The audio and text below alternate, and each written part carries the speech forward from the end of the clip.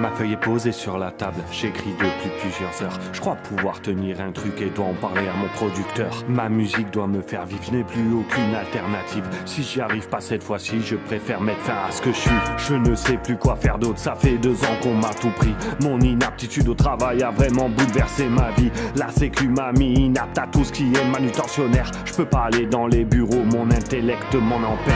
J'ai pris les transports en commun et me dirige vers la grande ville. J'ai l'impression d'être dans 8 Mile, je suis comme rapide, je gratte des lignes. Premier arrêt, je regarde dehors, je ne suis pas au bon endroit. Je dois me rendre à mon rendez-vous qui est à 500 mètres de moi. J'ai l'impression que ça fait des heures que j'ai quitté mon appart. Je stresse beaucoup, suis en sueur, je frotte mes mains qui sont très moites. Je ne peux plus reculer, le prochain arrêt sera pour moi. Je relis ce que j'ai écrit, il est temps de sauter dans le grand bain. C'est le moment, je dois descendre, je passe la porte automatisée. À l'accueil, l'hôtesse me dit 3e étage, 2e allée. Je me dirige d'un pas motivé, frappe à la porte, j'attends qu'on me dise je mets ma main sur la poignée, la baisse commence les formalités. Je lui dis bonjour, comment allez-vous, me dit ça va, demande de m'asseoir. Veut tout savoir sur mes projets, je sens l'ambiance devenir palpable. Il jette un œil à ce que j'ai écrit, me regarde d'un air endurci.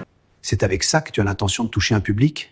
C'est quoi cette merde ? Je ne sais comment réagir à cette critique déshonorable. Je me lève très brusquement, la chaise retombe sur le carrelage. Claque mes mains sur son bureau, demande des explications sincères. Il m'a répondu simplement que c'est ici que s'arrêtent nos affaires. SVS est un artiste raté.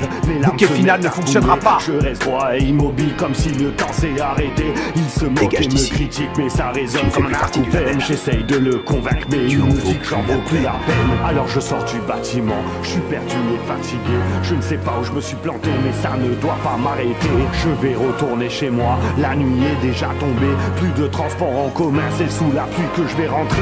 J'ai marché pendant des heures, main dans les poches, la tête baissée. En réfléchissant sans relâche, comment vais-je pouvoir me venger? Je dois me montrer impassible, demain je retournerai le voir. Là je viens d'arriver chez moi, c'est cette nuit que tout se jouera. La feuille est posée sur la table, ça fait des heures que j'écris plus. Je veux des couplets impactants mais dans ma tête tout est confus. Je tiens mon stylo dans une main, l'autre tient une bière de bon marché. Je vais réfléchir encore un peu, savoir comment je peux les choquer. Je reprends où je me suis stoppé, recommence à chaque couplet. La colère se fait sentir, j'ai envie de tout arrêter. Ma jambe gauche devient ingérable, je ne peux plus me contrôler. Attrape le col de ma bouteille et me mets à tout balancer. Je casse tout dans l'appartement, je me dis être un mauvais rappeur. De toute façon personne n'écoute mes sons, pourtant j'y ai mis tout mon cœur. Je sens en furie de chez moi, me mets à courir dans la rue. Sur ma vie il va payer de m'avoir jeté comme une ordure. Son bureau est allumé, je casse la vitre du bâtiment. L'alarme se met à sonner, ça se terminera en bain de sang. Je me tiens debout dans le hall, je le vois descendre, m'approche de lui. J'enflamme de l'essence, c'est l'agonie, je crie.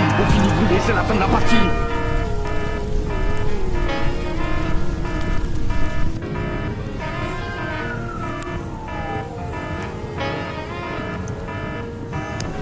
Lui, il est encore vivant, vite, un médecin! J'ai jamais dit que j'étais mort. Je suis pas fini. Non.